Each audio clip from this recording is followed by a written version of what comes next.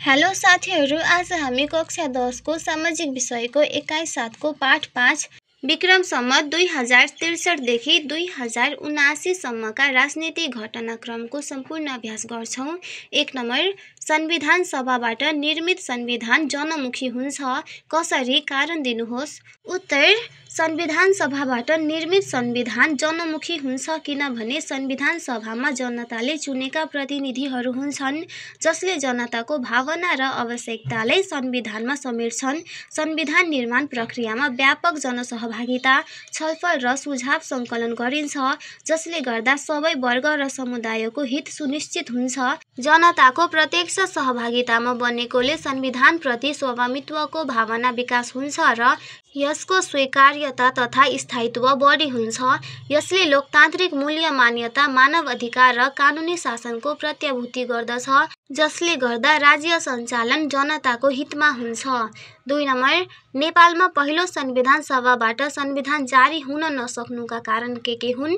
लेख्नुहोस्। उत्तर, नेपालमा पहिलो संविधान सभाबाट संविधान जारी हुन नसक्नुका कारण निम्न छन्। क, राजनीतिक दलहरूबीचको सहमति र सहकार्यको अभाव हुनु। ख, अन्तर्राष्ट्रिय शक्तिहरूको हस्तक्षेप र प्रभाव। ग, संविधानका मुख्य विवादित विषयहरू जस्तै शासकीय स्वरूप, सङ्घीयता, निर्वाचन प्रणालीमा दलहरूबीच गम्भीर मतभेद हुनु। घ, संविधान सभाको म्याद पटक पटक थपिए पनि दलहरूले समयमै जिम्मेदारी पूरा गर्न नसक्नु। अङ्ग, विभिन्न जातीय तथा क्षेत्रीय समूहहरूको असन्तुष्टि र आन्दोलन। 3 नम्बर, नेपालमा गणतन्त्र स्थापनाका कारणहरू के हुन्? लेख्नुहोस्। उत्तर, नेपालमा गणतन्त्र स्थापनाका कारणहरू निम्न छन्। क, राजतन्त्रको समयमा देशले सामाजिक, आर्थिक लगायतका उन्नति हासिल गर्न नसक्नु र अपेक्षाकृत विकास नहुनु। ख, राजाबाट पटक पटक प्रजातन्त्रको अपहरण गर्ने काम हुनु। ग, नारायण हिटी दरबार हत्याकाण्डपछि जनतामा राज संस्थाप्रतिको आस्था घट्नु। घ, नेकपा माओवादीले गणतन्त्रको माग गरी सशस्त्र युद्ध गर्नु। अङ्ग, गणतन्त्रबाट मात्र प्रजातन्त्रको पूर्ण प्रत्याभूति हुने भएकाले। च, राजनीतिक दलहरूको आन्दोलनमा अन्तर्राष्ट्रिय समर्थन रहनु। 4 नम्बर, विक्रम सम्वत 2046 को जनआन्दोलन र 2062-2063 को जनआन्दोलन बीचका समानता र भिन्नता लेख्नुहोस्। उत्तर, समानता। क, दुवै आन्दोलनको मुख्य उद्देश्य नेपालमा लोकतन्त्र स्थापना गर्नु थियो। ख, दुवै आन्दोलनमा नेपाली जनताको व्यापक र सक्रिय सहभागिता थियो। ग, दुवै आन्दोलन शान्तिपूर्ण रूपमा सुरु भई जनशक्ति प्रदर्शन गरेका थिए।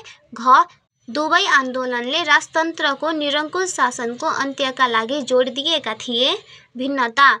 क, 2046 सालको आन्दोलन निरङ्कुश पञ्चायती शासन विरुद्ध थियो, जबकि 2062-2063 को आन्दोलन संवैधानिक राजतन्त्रलाई सक्रिय राजतन्त्रमा परिणत गर्ने राजाको कदम विरुद्ध थियो। ख, 2046 को आन्दोलनले बहुदलीय प्रजातन्त्र ल्यायो, तर 2062-2063 को आन्दोलनले राजतन्त्रको अन्त्य गरी गणतन्त्र स्थापना गर्यो। ग, 2046 को आन्दोलनमा मुख्यतया राजनीतिक दलहरूको नेतृत्व थियो भने 2062-2063 को आन्दोलनमा राजनीतिक दलहरूसँगै माओवादीको समेत अप्रत्यक्ष समर्थन र सहभागिता थियो। घ, 2046 सालको आन्दोलनले संविधान संशोधन मार्फत परिवर्तन ल्यायो भने 2062-2063 को आन्दोलनले अन्तरिम संविधान र नयाँ संविधान सभा निर्वाचनको मार्ग प्रशस्त गर्यो। धन्यवाद।